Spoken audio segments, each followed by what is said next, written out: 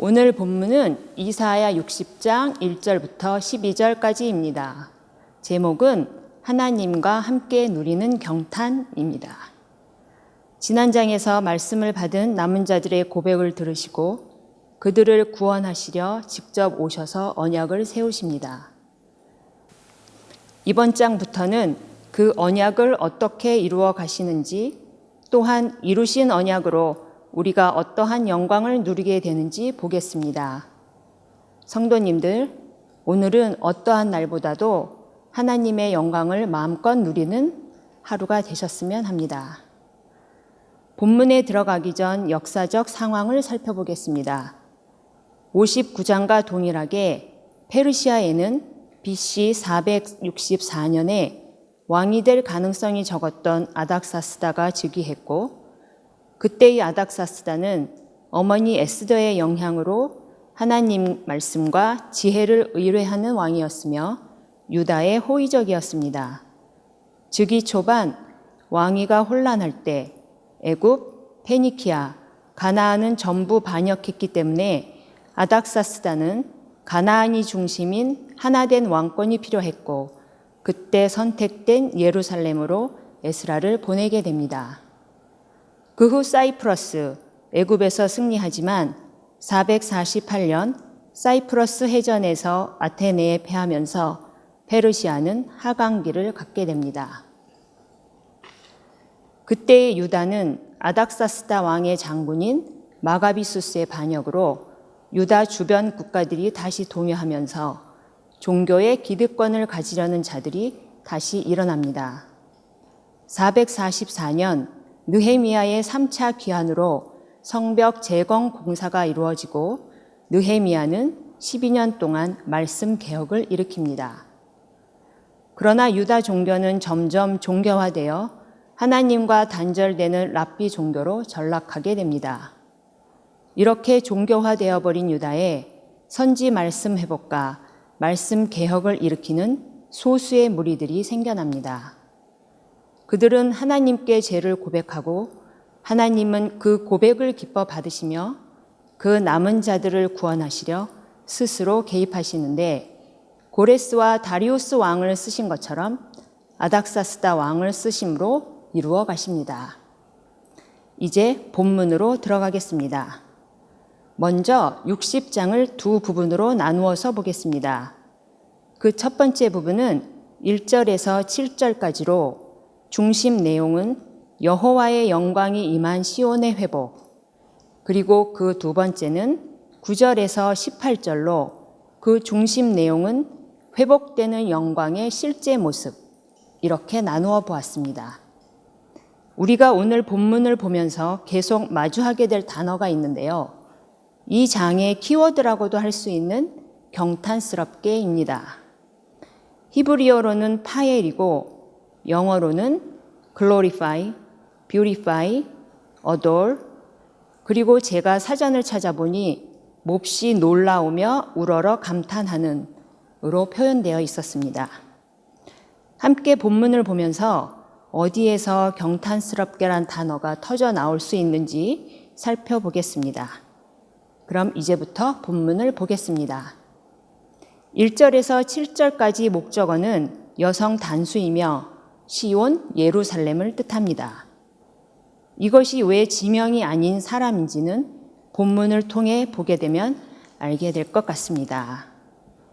1절에서 7절까지 중심 내용은 여호와의 영광이 임한 시온이 회복입니다. 그럼 1절부터 보겠습니다. 1절, 일어나라, 빛을 발하라. 이는 내 빛이 이르렀고 여호와의 영광이 내 위에 임하였음이니라. 하나님의 영광이 시온에 임하여 빛이 회복되었고, 그 빛을 받은 시온은 그 자리에 머무는 것이 아니라 그 빛을 발해야 합니다. 하나님께서 천지를 창조하실 때 첫날에 만든 것이 빛입니다. 즉, 하나님의 빛, 영광이 임해야만 우리는 존재할 수 있습니다. 이사야에서 여호와의 영광과 빛을 다룬 다른 구절을 살펴보겠습니다. 이사야 40장 5절, 여호와의 영광이 나타나고 모든 육체와 그것을 함께 보리라. 49장 6절 하. 내가 또 너를 이방의 빛으로 삼아 나의 구원을 땅끝까지 이르게 하리라. 50장 10절. 내 빛이 흑암 중에서 떠올라 내 어둠이 낮과 같이 될 것이며. 2절 보겠습니다. 보라, 어둠이 땅을 덮을 것이며 캄캄함이 만민을 가리려니와 오직 여호와께서 내 위에 임하실 것이며 그의 영광이 내 위에 나타나리니. 가나안, 페니키아, 애굽이 어둠이 될 때, 즉 그들의 반역이 진압될 때, 그때 여호와께서 시온에 임하시어 시온이 가나안의 중심이 되어 샬롬을 가르친다는 것입니다. 3절. 나라들은 내 빛으로, 왕들은 비치는 내 광명으로 나아오리라. 시온이 가나안의 종주국이 되어 유다 총독이 강 건너편 속주, 즉 가나안 속주의 총독이 된다는 것입니다. 4절. 내 눈을 들어 사방을 보라. 무리가 다 모여 내게로 오느니라. 내 아들들은 먼 곳에서 오겠고 내 딸들은 안기어 올 것이라. 억눌려 고개 숙이고 주변 국가에 기죽었던 시온이 이젠 중심이 되었으니 먼 곳에 이스라엘 자손들이 모이고 있습니다. 5절. 그때에 내가 보고 깊은 빛을 내며 내 마음이 놀라고 또 화창하리니 이는 바다의 부가 내게로 돌아오며 이방 나라들의 재물이 내게로 옴이라. 이 모습을 보고 있는 시온은 얼마나 마음이 기쁘겠습니까? 환희에 가득 차 너무 부푼 마음, 그 마음을 표현한 게 오늘 우리가 마주할 바로 경탄입니다. 6절. 허다한 낙타, 미디안과 에바의 어린 낙타가 내 가운데 가득할 것이며 스바의 사람들은 다 금과 유황을 가지고 와서 여호와의 찬송을 전파할 것이며 많은 부가 여호와께 찬송으로 드려지고 비로소 풍성한 샬롬을 누리게 되는데 이것이 바로 코이노니아이지요. 7절. 게달의 양 무리는 다 내게로 모일 것이요 느바요의 순양은 내게 공급되고 내 제단에 올라 기꺼이 받음이 되리니 내가 내 영광의 집을 영화롭게 하리라. 여호와께서 기꺼이 받으시는 제물로 우리도 기쁘고 여호와도 기뻐하여 즉 코이노니아를 누릴 때 여호와의 영광의 집이 기쁨을 넘어 경탄스럽게 한다고 하십니다. 이 말씀이 실제로 이루어졌다는 성경 구절이 있는데요. 예물과 제물에 관해 나오는 에스라 7장 14절에서 24절까지 또 성전 목재에 관해 나오는 느헤미야 2장 7절과 8절에서 찾아볼 수 있습니다. 8절. 저 구름같이 비둘기들이 그 보금자리로 날아가는 것 같이 날아오는 자들이 누구냐? 이는 구름같이 많은 이방인들이 보금자리로 오는 비둘기같이 하나님께로 온다는 것이며 이 모든 것들로 인해 경탄스러운 시온이 된다는 것입니다. 9절로 들어가기에 앞서 우리가 살펴볼 것이 있는데요. 하나님께서는 페르시아 왕 아닥사스다를 쓰셔서 시온을 회복시키십니다. 앞절의 본문들과 연결이 되지만 2절부터는 아닥사스다 왕이 어떻게 이스라엘을 경탄스럽게 이루어가는지 보시겠습니다. 먼저 아닥사스다 칙령, 곧 에스라가 2차 귀환하는 BC 458년에 내려진 조서를 보겠습니다. 에스라는 대제사장 아론의 16대 손이며 율법학자, 제사장, 특별히 에스라 7장 6절에 하나님 여호와의 도우심을 입은 자로 왕에게 구하는 것은 다 받는 자이더니 라고 나와 있는 것처럼 하나님의 사랑도 받고 아닥사스다 왕의 신임도 받는 사람이었습니다. 성전 완공 57년 후 가나안 왕권 강화와 무너진 하나님의 율법과 규례를 바로 세우려 이스라엘로 귀환하는데 그때 아닥사스다가 조서를 내립니다. 그럼 아닥사스다 칙령을 보겠습니다. 칙령 내용은 에스라 7장 14절부터 20절까지 보면 되는데요. 간단히 정리해 보면 에스라 7장 14절부터 16절은 하나님의 성전을 위하여 기쁘게 드릴 예물을 사라. 17절부터 20절까지는 하나님께 드릴 예물을 사고 나머지는 하나님의 뜻을 따라 쓰라. 21절부터 23절까지는 강 건너편 속주는 구하는 모든 필요를 공급하라고 했습니다. 24절은 시온은 완전히 세금을 받지 말라 했고 25절 강 건너편 속주를 재판하고 교육하는 권리를 주셨습니다.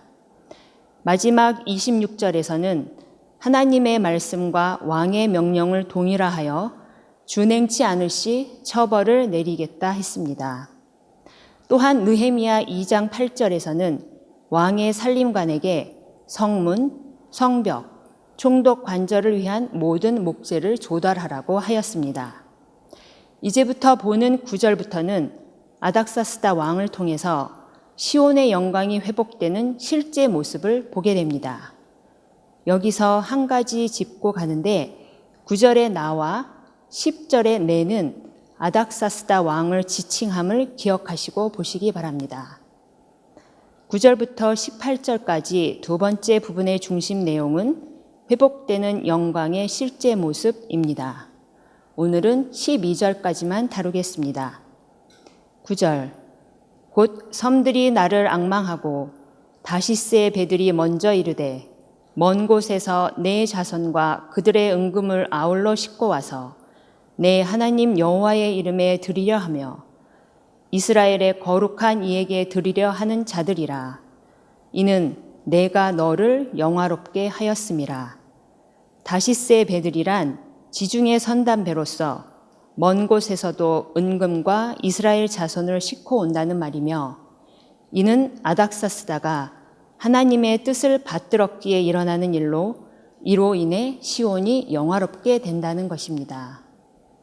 10절 내가 노하여 너를 쳤으나 이제는 나의 은혜로 너를 불쌍히 여겼은즉 이방인들이 내 성벽을 쌓을 것이요 그들의 왕들이 너를 섬길 것이며 여기서 내는 페르시아 제국을 너는 스룹바벨 사건을 말하며 이 또한 하나님께서 아닥사스다를 사용하여 시온이 회복되게 하는 엄청난 하나님의 섭리임을 볼 수 있습니다. 그들의 왕들이란 강 건너편 속주, 즉 가나안 왕국들을 말하며 그들 모두가 협력하여 섬길 것이라 말합니다. 11절 내 성문이 항상 열려 주야로 닫히지 아니하리니 이는 사람들이 내게로 이방 나라들의 재물을 가져오며 그들의 왕들을 포로로 이끌어 옴이라. 가나안 왕국들이 재물을 가져오고 왕들이 포로같이 오기를 밤낮 없이 한다는 말씀입니다. 12절 너를 섬기지 아니하는 백성과 나라는 파멸하리니 그 백성들은 반드시 진멸되리라. 시온을 섬기지 아니하는 즉 아닥사스다 칙령을 거부하는 백성들은 파멸된다고 말합니다. 이제 본문을 마쳤는데요. 어떠한 일들이 경탄스런 기쁨이 나올 수 있게 했을까요?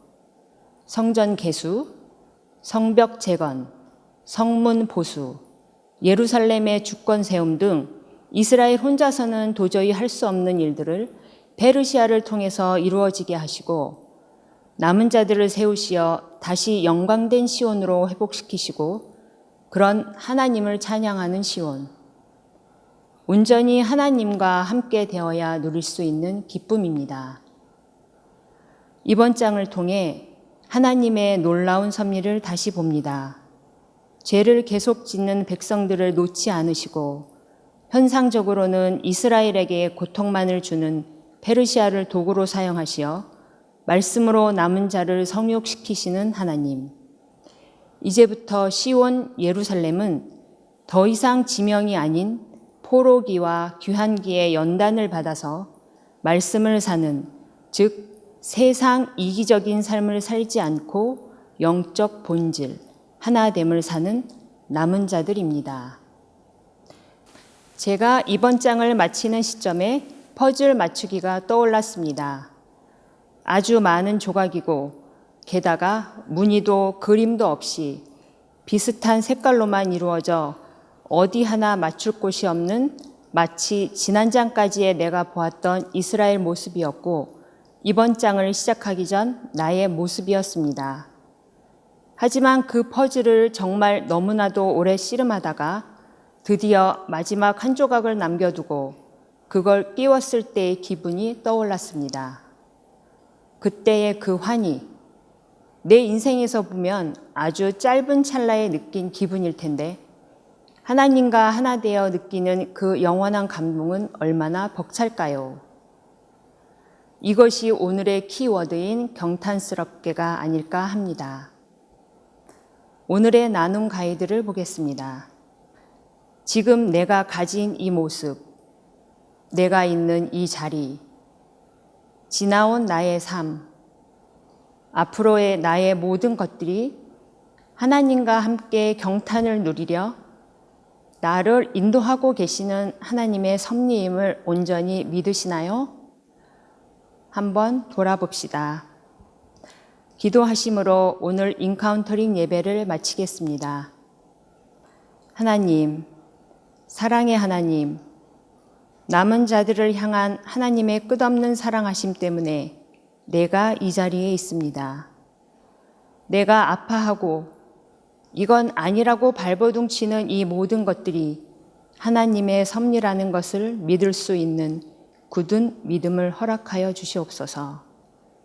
지금의 나로 살게 하시는 예수님 이름으로 기도합니다.